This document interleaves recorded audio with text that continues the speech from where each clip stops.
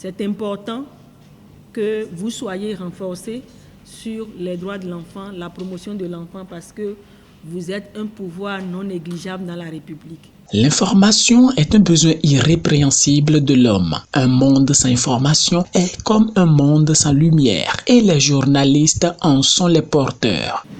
Quand la situation d'un enfant est traitée sans faire attention aux politiques de sauvegarde, on peut détruire la vie d'un enfant. Et c'est très important, en tant que premier acteur de communication et de relais d'information, que vous ayez les mots justes, que vous ayez la bonne attitude et que vous associez cela à votre savoir-faire en termes de communication pour accompagner EDUCO, pour qu'on puisse promouvoir ensemble les droits de l'enfant dans notre pays.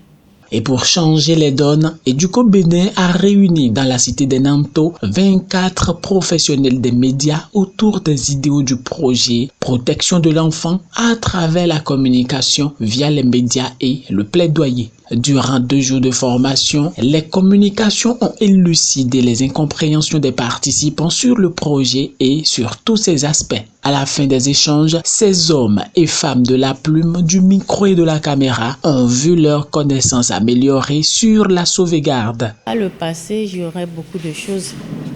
Maintenant, après cette formation, j'ai pris un engagement.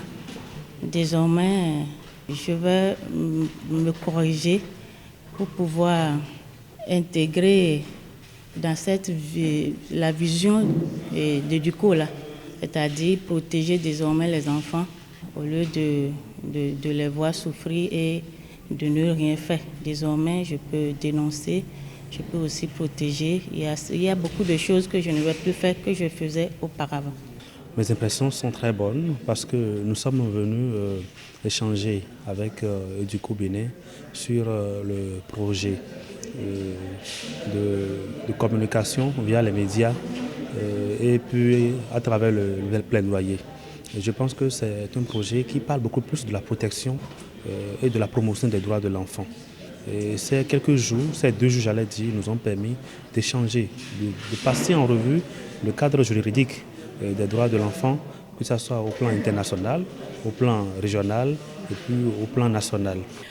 J'ai eu certaines précisions que je n'avais nécessairement pas et je pense que prochainement, je m'engage pour que, en ce qui concerne la production avec les enfants, soit les meilleurs de mon côté. Aujourd'hui, par exemple, je sais que je ne peux pas inviter un enfant sur une émission sans avoir pris par ses parents ou sans avoir pris par ses tuteurs. Et également, je sais que je ne peux pas publier une image d'un enfant sans au préalable avoir l'autorisation de ses tuteurs. Ce projet d'EDUCO Bénin, cofinancé par UNICEF, est à sa 2e phase. Il intervient dans les départements de la Liborie, du Borgou, de la Takora et du Zou.